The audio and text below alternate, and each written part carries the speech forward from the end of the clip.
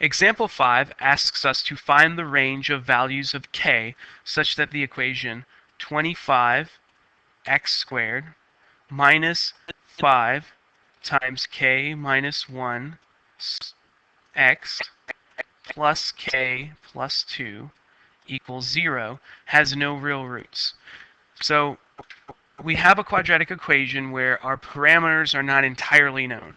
We don't know this one and we don't know that one, so that's what it's asking to find. And it's giving us the additional information that it has no real roots. So when it says that it has no real roots, that means something mathematically. We've learned through Unit 1, we've learned through earlier works in this section that if it has no real roots, what it means is that b squared minus 4ac is less than 0. That it means that our discriminant is less than 0. This is the scaffold for the entire problem. So we've set it up, we've translated what the equation has, what it wants us to use, and now we just have to go about using it correctly. So we need to identify our B, our A, and our C in order to go forward to figure out what our K value is going to be. So we've got A is 25. We've got B is negative 5 times K minus 1. And our C is K plus 2. Now we just have to input that info, and we're solid. So we have negative 5 times K minus 1 squared minus 4 times 25 times k plus 2. And that is going to be less than 0. Realize that these two parts are linked, right?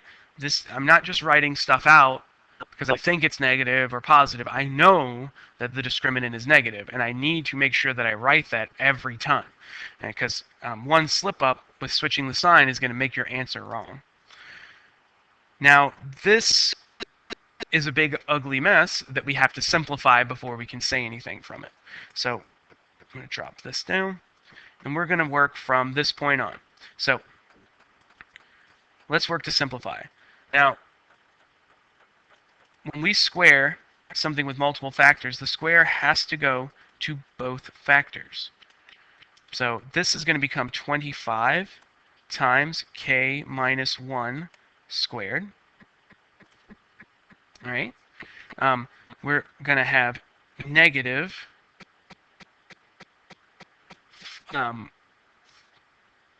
4 times 25 is going to make 100 times k plus 2 is less than 0.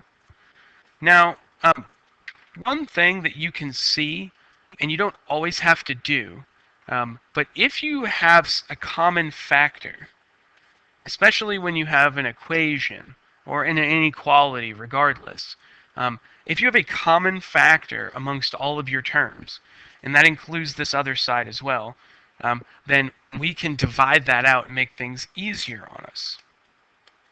So one thing I see is that this, and this, they all have 25 in them. You just have to know how many of the 25s are there. Well, if I were to divide 25 out of this, I have k plus 1, or excuse me, k minus 1 squared. If I were to divide 25 out of negative 100, I would have negative 4 times k plus 2. And if I were to divide 25 out of 0, I would still have 0.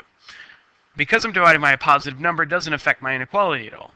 As long as I divide it out of every single term, then it's completely legal. If I don't divide it out of every term, then I've unbalanced the equation and I've done something wrong.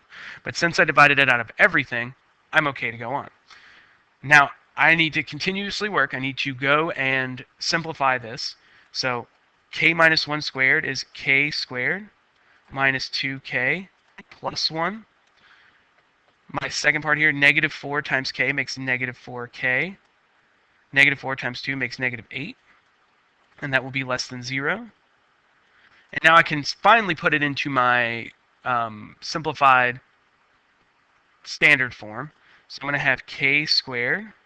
I have a negative 2k and a negative 4k makes negative 6k. And I have a positive 1 and a negative 8 makes a negative 7. and that is going to be less than 0. So this is the equation that talks about that has k at the heart of it. It's no longer a parameter. K is the actual variable now. So I need to solve for it. So what we've done graphically, we've done analytically. What I want to do is I want you to do kind of a little mixture of both. I need to understand what it looks like, but also I want to do this analytically.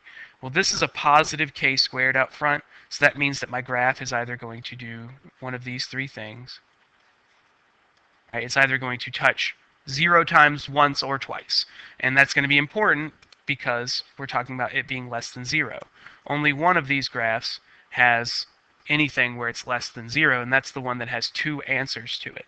So when I go through, I'm going to think about this and say, okay, well, if k squared minus 6k minus 7 equaled 0, so if it equaled 0, then I could factor and say, okay, well, k,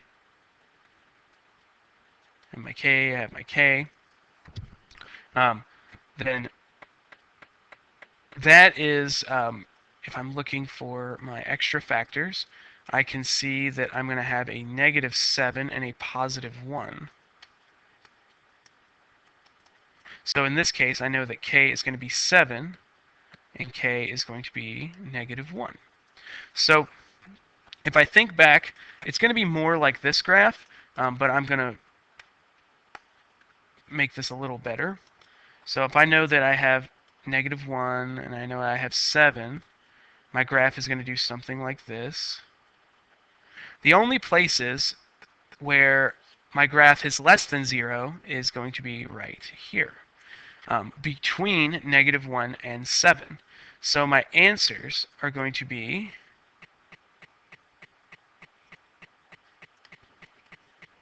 k is greater than negative 1, and k is less than 7. We can place both of these together and say, okay, well, negative 1 is less than k, which is less than 7. And we can, again, make that on the number line if we need be, which is going to be 0. We've got our negative 1. We've got our 7. And so our values, remember, we can't be negative 1, and we can't be 7, but we can be everything in the middle. So that would be the graphical representation of that.